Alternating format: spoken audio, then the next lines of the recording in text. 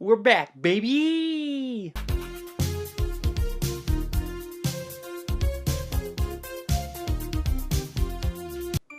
Oh, my phone went off. What's up, guys? Matthew here, back at it again. We're back, and it's time for New Leaf. Turning over the tables, turn over the tides, talking about... Oh, I forgot to make this go. There we go. It's a rough start, but we're gonna have some fun. So if it's not already obvious, we have Super Mario World playing on the screen right now. And for today's video, in case it's not already obvious with the title, does Super Mario World still hold up to this day? The too long, don't want to watch this video answer is, well, duh. But let's dig deeper into the world that is Super Mario World. Released in November of 1990, Super Mario World would be the flagship product for the Super Nintendo. Imagine coming from a world of the Nintendo Entertainment System, an 8-bit world, a world where you're deprived of your pixels, and imagine coming from that world to this world. I mean, just look at the little guy here. Look at it. He's completely... But in all seriousness, the Super Nintendo was a revolutionary product when it came out in the 90s. Nobody knew that technology was ready to advance to this stage yet. We were all still, let's be honest, in the dark ages when it comes to technology. I mean, I wasn't even born yet, but I could tell you the dark ages was the Nintendo Entertainment System. This shit is science. But more so than that, Nintendo wanted to create a product that was not only a follow-up to their famous Mario Brothers series, Super Mario Brothers, Doki Doki Panic. Oh, I'm sorry, I said Super Mario Brothers 2. My bad. And Super Mario Brothers 3. All great games in their own right. However, they did lack a sort of innovation that it was hard to push the NES to that sort of limit. That being said, Super Mario Bros. 3 introduced some interesting tech that would later on be carried over to other games, such as picking up a shell, kicking the shell, power-ups, a world map, multiple pathways, and a lot more variants than what its predecessors had.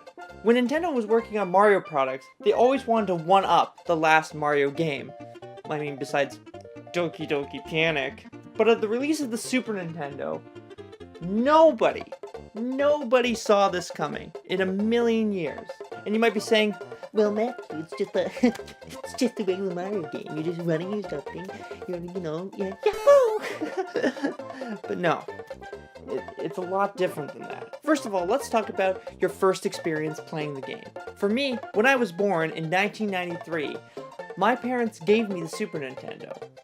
You think that's a joke. It's not a joke.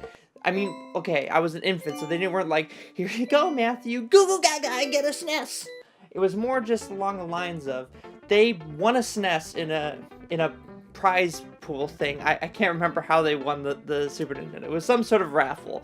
And my parents won it, and then they brought it to the house and thought, oh, this will be nice if, our nieces and nephews come over, or when Matthew grows up, or Maria grows up, my sister, Maria, and they might want to play the video games, right? Of course, my sister growing up wasn't really into video games. However, I grew up to love the Super Nintendo.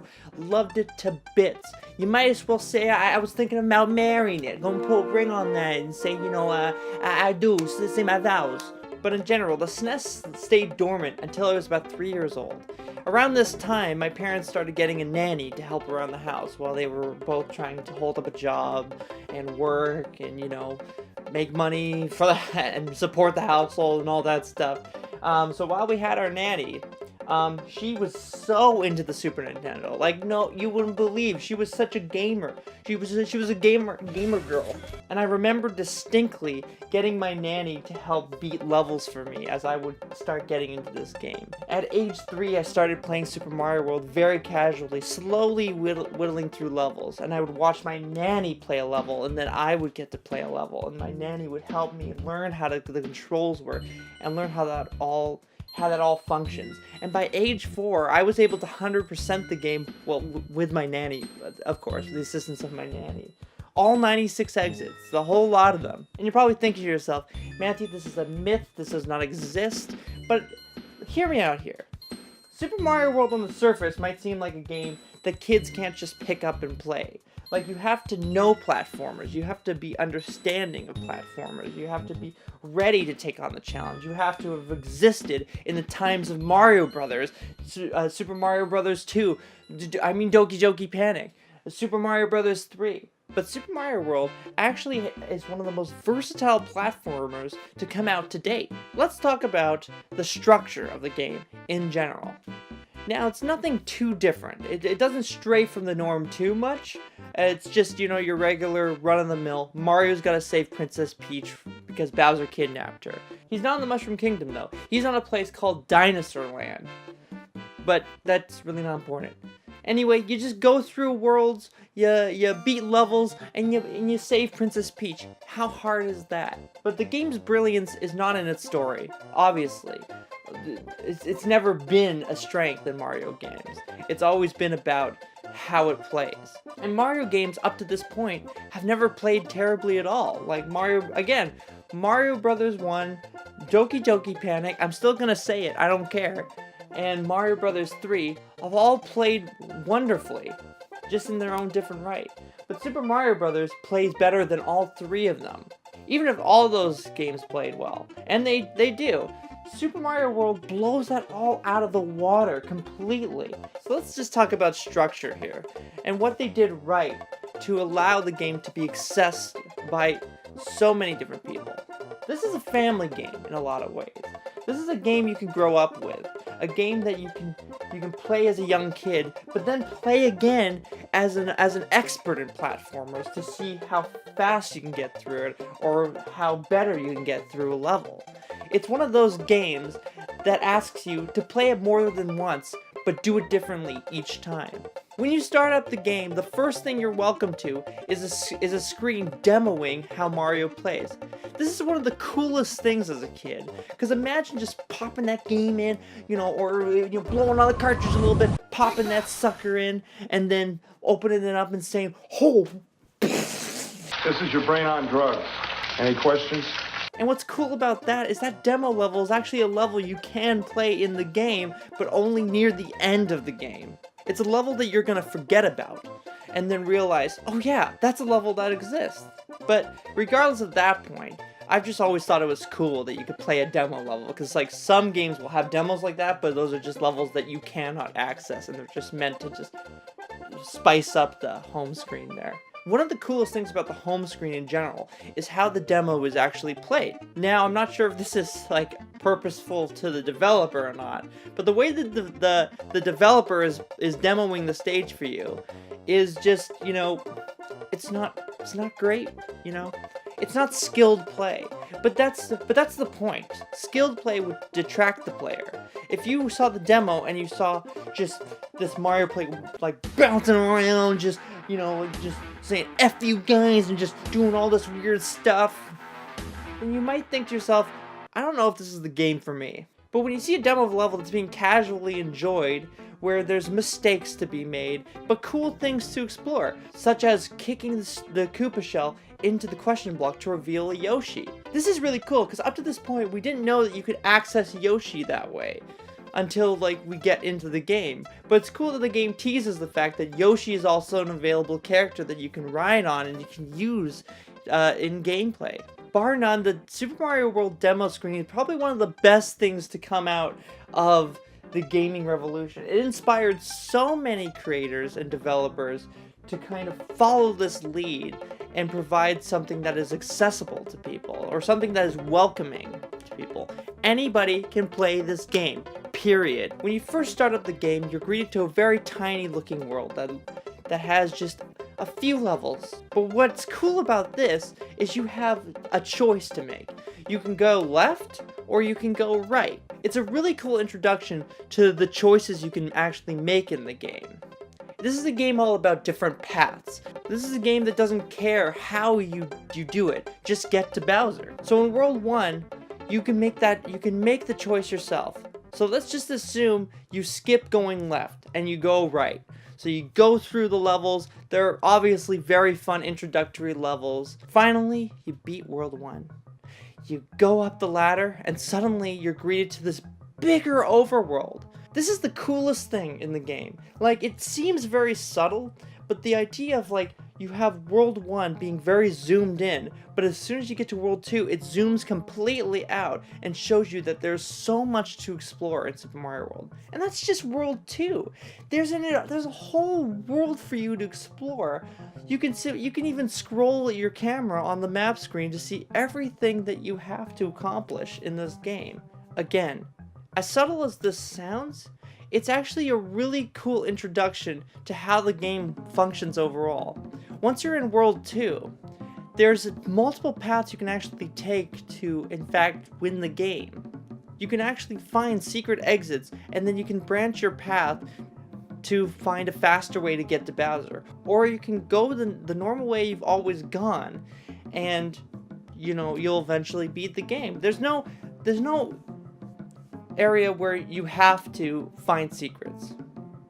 Okay, except Forest of Illusion. That's the only exception there. But even then, once you get to Forest of Illusion, you should already be ready to understand that there's secrets everywhere. And you must have gone for secrets.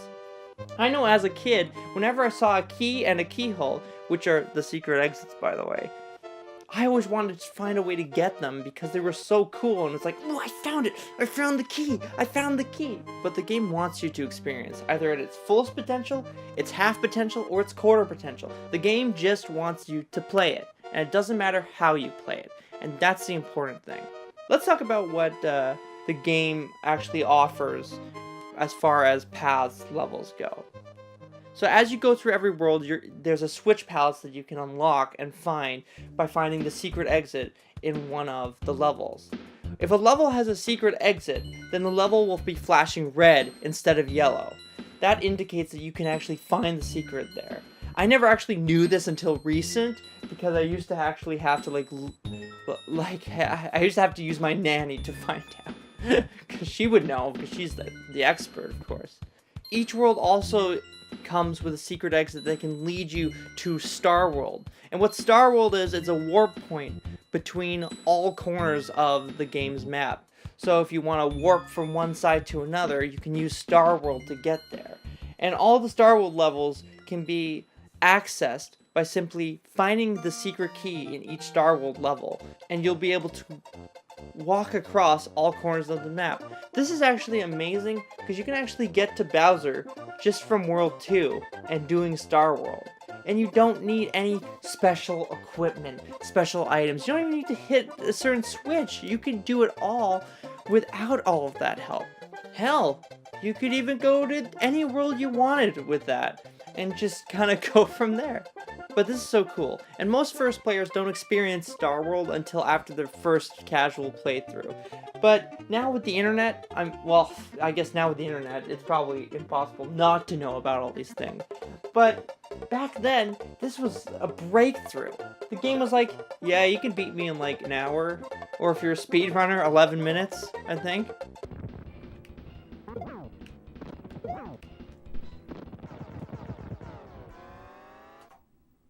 New world record. What's also interesting to note on the Yoshi side of things is that Yoshi wasn't just a green Yoshi. You could actually access more colored Yoshis in Star World. So if you found the red little Yoshi baby thing, then as long as you fed it enough, it will grow into regular Yoshi. And the red ones would always breathe fire if it consumed a shell. The yellow ones would always be able to stomp, and the blue ones would be able to fly with any shell in their mouth.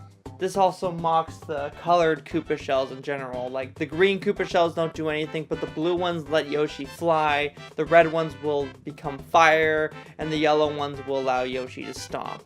It's pretty simple, but it's really cool that you can discover these new things and figure out what you like more. I like blue the most. I'm pretty sure everyone likes the blue Yoshi the most because it can fly and skip half the stage.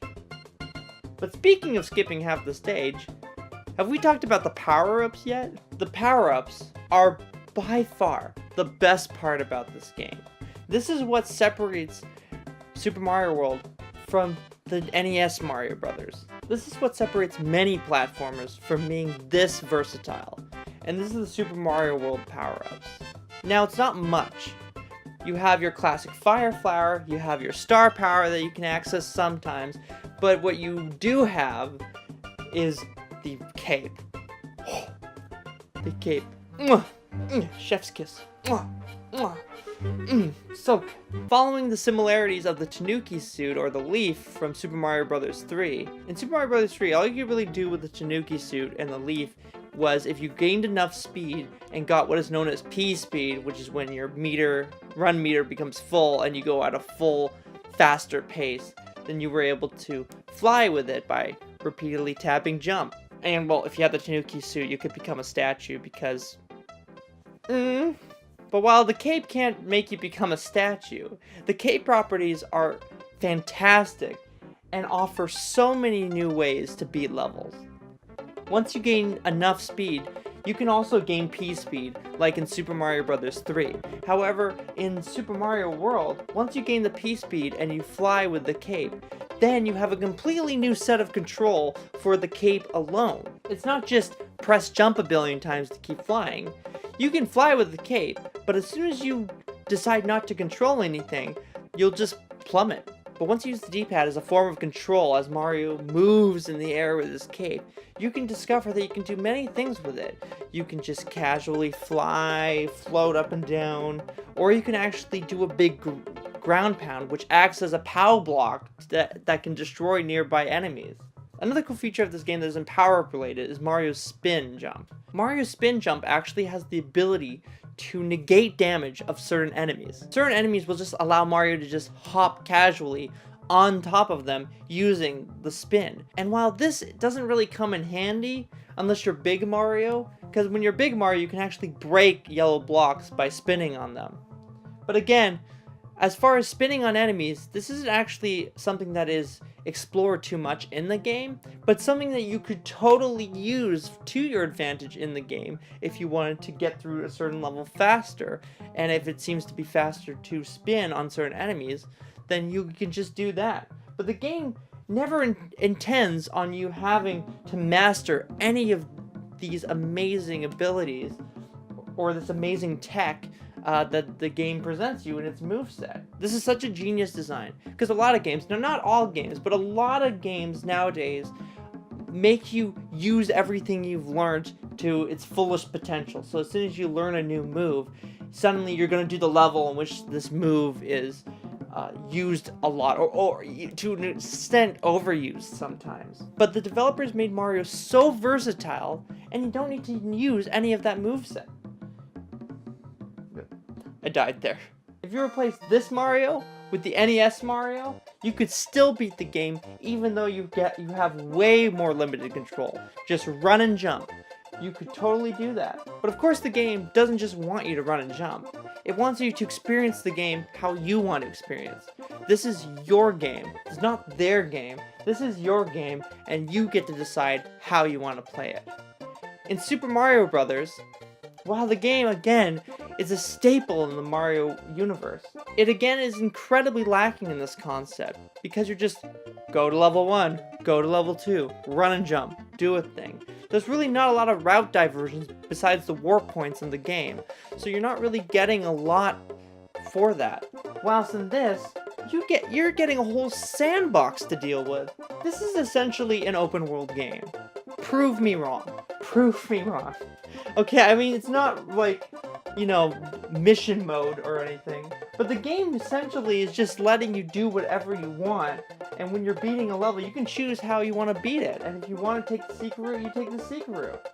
If you want to get all 96 exits, yeah, there are 96 exits in this game, then you can do that, and you can 100% the game. That's what I've always admired about this, is that it's a platformer that anybody can enjoy, kids to adults. So yeah, I don't know if I have much to say anymore about this. I think I've said what needs to be said as far as Super Mario World goes. It's a game that 100% holds up to this day, no matter what. Whether or not the graphics are jaded, they're not, by the way. These are wonderful graphics for its time period, for the 90s time period. I mean, look at this. I mean, sure, you can count the pixels, but look at like the shading and everything. If the way Mario moves isn't enough to sell you to this game, why don't you try playing one of the ROM hacks? Have you noticed that the Mario ROM hack community is just exploding? Just so much ROM hacks made just in this game's light. Using the game's moveset, its engine, using everything that the game offers you here, but actually making levels that are forcing you to learn those specific movesets and master them. Solidifies this game's inspiration and foothold in the industry with just how many people are inspired by how this game moves. The fact of the matter is, when someone was developing ROM hacks for this game, it wasn't just out of sheer like, oh, I'm just gonna remake some of these levels. It was legitimately designed in a way that's like, this game didn't test me on the cape. This game didn't test me on spin jumping on enemies. This game didn't test me on tight platforming. So I'm gonna make something in which you have to use those resources available to you. And while the ROM hacks are, yes, difficult, and they do require expert platforming and expert precision and knowing the moveset fully, it all starts with this. It all starts with playing a simple game like Super Mario World and learning and mastering the techniques and mastering the controls. It starts at the very base level. And then suddenly, after playing this game for several hundred hours, you load up a ROM hack, and then you're like, what have I learned? Let's go find out. In a lot of ways, there will never be a game quite like Super Mario World. No matter how you butter it up, no matter how much technology advances, no matter how many new platformers are being brought into our wake, there will never be a game quite like this. It's subtle, but effective, and it's strong, but it knows what it wants, and it wants you, the player, to have complete control over Mario, and in complete control over how you want to enjoy the game. Anyway, thank you so much for watching this video, guys. I worked really hard on it, and so I appreciate if you guys leave a like, leave a comment, let me know what you think of Super Mario World, and whether or not you agree or disagree with what I've said. But yeah, let me know what you guys think, and I will be back shortly. I'm going to be working on videos more, and but slowly and surely more videos will come in the wake over time. So thank you so much for watching.